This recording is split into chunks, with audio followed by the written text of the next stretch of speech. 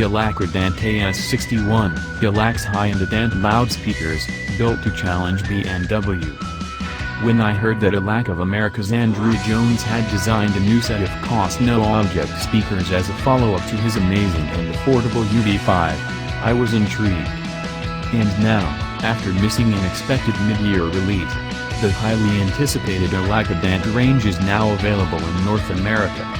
During the lengthy development process, designer Andrew Jones says the speakers have hit several tweaks since he first debuted them at CES in January 2017, including a change to a soft dome tweeter from a titanium, aluminum one.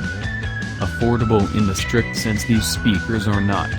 They're designed to appeal to true hi-fi fans, the kind of listeners who might go for something like the B&W 705S2 Flu standards or the B&W 805D3 stand mounts. Here's the finish of the speakers is like nothing we've seen from Elac America before.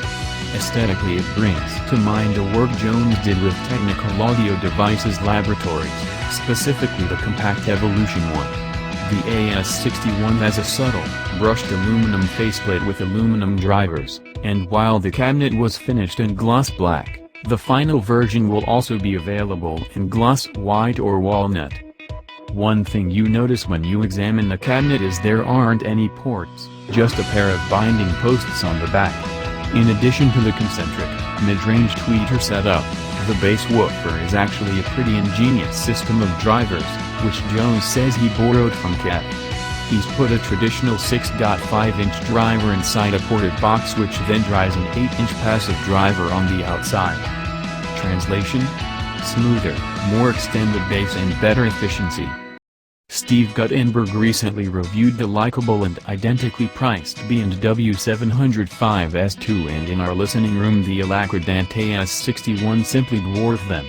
The fit and finish of the Elac speakers is far superior, and the extra physical volume and larger bass driver should translate to deeper bass. Listening to the Adante speakers for the first time reminded me of the UNIFIS that had made me grin so uncontrollably the year before. The Adante had the same effortless imaging, voices were incredibly present, and yet it had an even broader soundstage than before. And, the one thing UNI-Fi was missing, that bass. I was a big fan of the Bowers & Wilkins 805D3, and Kinet's Audiophiliac even more so. It is a crazily transparent speaker, and it breathes life into quality recordings. What it can't do is bass. While the Adante didn't seem as transparent it could do deep bass. The gentle synth bomb in the middle of Ulunga by Deg Condant shook the Elac listening room. I haven't heard another stand-mount speaker that sounds like this. Of the many tracks we listened to, the one that impressed me most, however, was a cover of Tom Waits Way Down in the Hole by John Campbell. The track had an amazing sense of space as the vocal track commandeered the room while the percussion percolated like sheets of shimmering water behind him. The underpinning bass track made my thighs vibrate, and I'll admit that was a little bit of an odd sensation.